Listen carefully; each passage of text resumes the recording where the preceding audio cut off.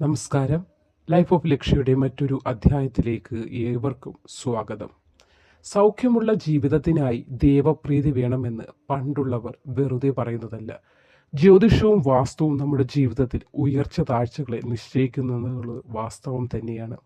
നമ്മൾ ചെയ്യുന്ന ഓരോ പ്രവൃത്തിയിലും അല്പം ശ്രദ്ധ പുലർത്തിയാൽ നമ്മൾക്ക് ഐശ്വര്യപൂർണമായ ഒരു ജീവിതം തന്നെ നയിക്കുവാൻ സാധിക്കും. അതുകൊണ്ട് തന്നെ വാസ്തുശാസ്ത്രത്തെ ഒക്കെ വളരെയേറെ അർത്ഥപൂർണമായി കരുതേണ്ടത് വളരെ അത്യാവശ്യമാണ്.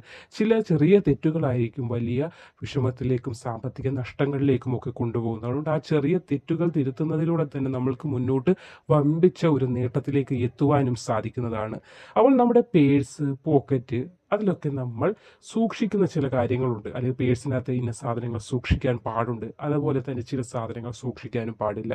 അപ്പോൾ നമ്മൾ പേഴ്സിൽ നമ്മൾ അറിയാതെ തന്നെ അല്ലെങ്കിൽ പിന്നെ അത് അത്യാവശ്യമായിരിക്കും, അല്ലെങ്കിൽ എപ്പോഴെങ്കിലും അത് ആവശ്യം വരും എന്നൊക്കെ കരുതി സൂക്ഷിക്കുന്ന ചില സാധനങ്ങളുണ്ട്.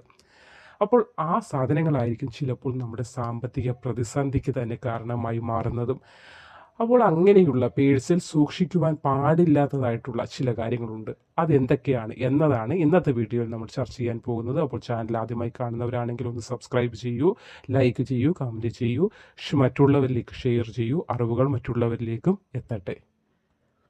അതിലാദ്യം തന്നെ നമ്മൾ പേഴ്സിൽ സൂക്ഷിക്കുവാൻ പാടില്ലാത്തതായ കാര്യങ്ങളിൽ പഴയ ബില്ലുകൾ, അത് ചിലപ്പോൾ മെഡിക്കൽ ബില്ലാകാം, അല്ലെങ്കിൽ ഇലക്ട്രിസിറ്റി ബില്ല് അടച്ചതിനൊക്കെ അത് നമ്മൾ പേ ചെയ്തതിന് ശേഷം ചിലപ്പോൾ പേഴ്സിൽ നിന്ന് എടുത്തു മാറ്റാൻ മറന്നു പോകുന്നത് മുഖേന പേഴ്സിൽ തന്നെ അത് ഇരിക്കാറുണ്ട്. അപ്പോൾ അങ്ങനെയുള്ള ഇനി അത് ഉപയോഗം ആവശ്യമുണ്ടാകാത്തതായ പഴയ ബില്ലുകൾ ഒന്നും തന്നെ പേഴ്സിൽ സൂക്ഷിക്കുവാൻ പാടില്ല. അത് ഭവനത്തിൽ വെച്ചുള്ളൂ, കുഴപ്പമില്ല. പക്ഷെ നമ്മൾ എപ്പോഴും നമുക്കൊപ്പം കരുതിക്കൊണ്ടിരിക്കുന്ന, നമ്മൾ ഏത് വേളയിൽ പോകുമ്പോഴും നമുക്കൊപ്പം ഉള്ളതാണ് പേഴ്സ്. അപ്പോൾ പഴയ ബില്ലുകൾ, അതിൽ നമ്മൾക്ക് ഉപയോഗമൊന്നും ഇല്ലാത്തത്, അത് സൂക്ഷിക്കേണ്ടത് ഭവനത്തിൽ വെച്ചേക്കുക, അല്ലാതെ പേഴ്സിൽ ഒപ്പം കൊണ്ട് നടക്കുവാൻ പാടുള്ളതല്ല.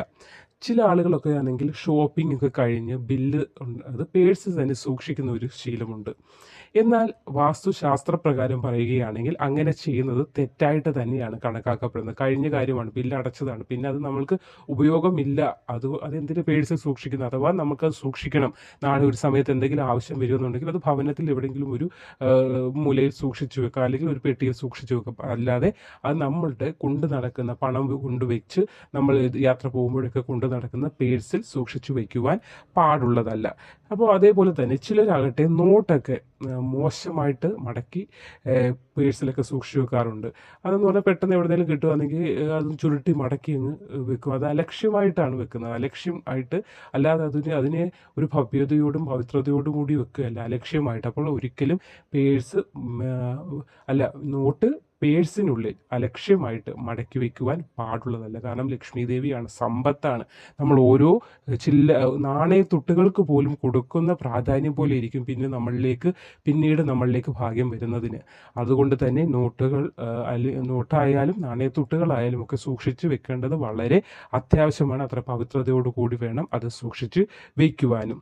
അടുത്തതായി അസൂയ, പ്രതിഷേധം എന്നിവ ദൃശ്യമാകുന്ന ചില ചിത്രങ്ങളൊക്കെ ഉണ്ടെങ്കിൽ അതൊന്നും പേഴ്സുകളിൽ സൂക്ഷിക്കുവാൻ പാടുള്ളതല്ല. വൈരാഗ്യബുദ്ധിയൊക്കെ വളർത്തുന്ന തരത്തിലുള്ള ചിത്രങ്ങൾ എന്തെങ്കിലുമൊക്കെ ഉണ്ടെങ്കിൽ അത് ഒരിക്കലും പേഴ്സിൽ സൂക്ഷിച്ചു വെക്കാൻ പാടില്ല. അതേപോലെ തന്നെ മരിച്ച ബന്ധുക്കളുടെ ചിത്രവും പേഴ്സിൽ സൂക്ഷിച്ചു വെക്കുന്നത് നെഗറ്റീവ് എനർജി പ്രവാഹത്തിന് നയിക്കുന്നുണ്ട്. അതുകൊണ്ട് തന്നെ മരിച്ച ആളുകൾ, നമ്മൾക്ക് ഇത്രത്തോളം അടുപ്പമുള്ള ആളുകളാണെങ്കിൽ പോലും മരിച്ച ആളുകളുടെ ചിത്രങ്ങളും ഇതേപോലെ പേഴ്സിൽ സൂക്ഷിച്ചു വെക്കാൻ പാടുള്ളതല്ല. അതേപോലെ തന്നെ താക്കോലുകളും പേഴ്സിൽ സൂക്ഷിച്ച് വയ്ക്കുവാൻ പാടുള്ളതല്ല. അതും സാമ്പത്തിക പ്രതിസന്ധിക്കൊക്കെ കാരണമാകും.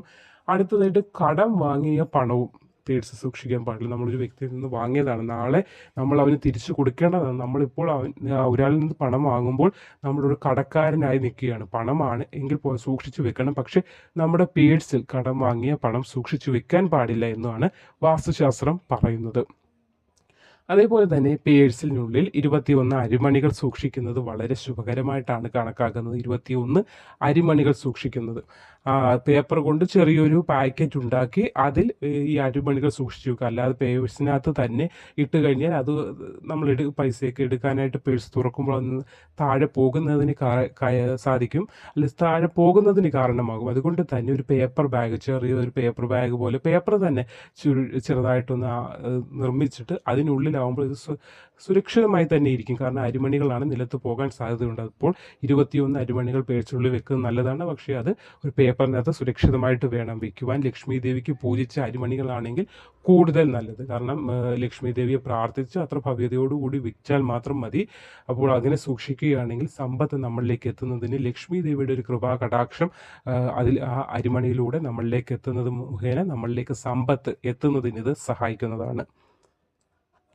അതേപോലെ തന്നെ പേഴ്സിനുള്ളിൽ ലക്ഷ്മി ദേവിയുടെ ചിത്രം വയ്ക്കുന്നത് വളരെ ഐശ്വര്യപ്രദമാണ്. കാരണം ലക്ഷ്മി ദേവിയാണ് സമ്പത്ത് തരുന്നത്. ആ ദേവിയുടെ ചിത്രം വഹിച്ചുകൊണ്ട് ആ പേഴ്സ് എപ്പോഴും നമ്മളോടൊപ്പം തന്നെ ഉള്ളത് നമ്മളിലേക്കും സമ്പത്ത് എത്തുന്നതിന് സഹായിക്കാവുന്നതാണ്. അതുപോലെ നമ്മൾക്ക് മുതിർന്നവർ നൽകുന്ന പണം, പ്രത്യേകിച്ച് സമ്മാനമായിട്ടോ അല്ലെങ്കിൽ കൈനീട്ടമായിട്ടോ ഒക്കെ തരുന്നത് പേഴ്സിൽ സൂക്ഷിക്കുന്നത് നല്ലതാണ്. കാരണം അത് നമ്മൾക്ക് മുന്നോട്ട് നമ്മുടെ ജീവിതത്തിൽ ഐശ്വര്യമാകണം എന്ന് കരുതി ചിലപ്പോൾ 500 രൂപയായിരിക്കും, 100 രൂപയായിരിക്കും, അല്ലെങ്കിൽ ഒരു നാണയത്തുട്ടായിരിക്കും. ഏതാണെങ്കിൽ പോലും മുതിർന്നവരാണ്, അത്രത്തോളം സ്നേഹത്തോടും വാത്സല്യത്തോടും കൂടി നമുക്ക് തരുന്നതാണ്. നമ്മൾ ആദരവോടുകൂടി സ്വീകരിച്ച് അത് നമ്മുടെ പേഴ്സിൽ സൂക്ഷിക്കുന്നത് വളരെ സമ്പത്ത് നമ്മളിലേക്ക് എത്തുന്നതിന് സഹായിക്കുന്നതാണ്. അതേപോലെ തന്നെ ആലിലയും നമുക്ക് പേഴ്സിൽ സൂക്ഷിച്ചു വെക്കാവുന്നതാണ്. അത് നമ്മളിലേക്ക് പണം എത്തുന്നതിന് വളരെ സഹായിക്കുന്നതാണ്.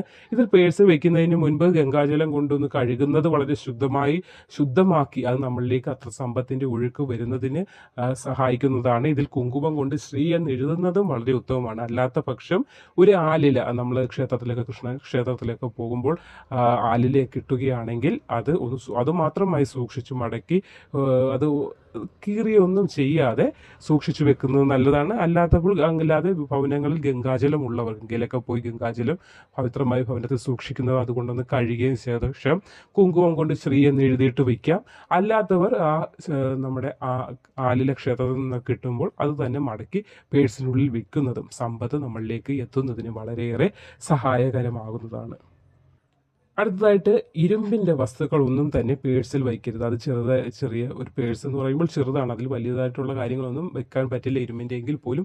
ഇരുമ്പിൻ്റെതായിട്ടുള്ള ചെറിയ എന്തെങ്കിലുമൊക്കെ സാധനങ്ങളുണ്ടെങ്കിൽ അതൊന്നും തന്നെ പേഴ്സിൽ വെക്കുവാൻ പാടില്ല. പകരം വെള്ളി നാണയം ഒരെണ്ണം ഒക്കെ വെക്കുന്നത് ഉത്തമമാണ്. വെള്ളി വയ്ക്കാവുന്നതാണ്, പക്ഷേ ഇരുമ്പ് ഒരിക്കലും പേഴ്സിനുള്ളിൽ കരുതുവാൻ പാടുള്ളതല്ല.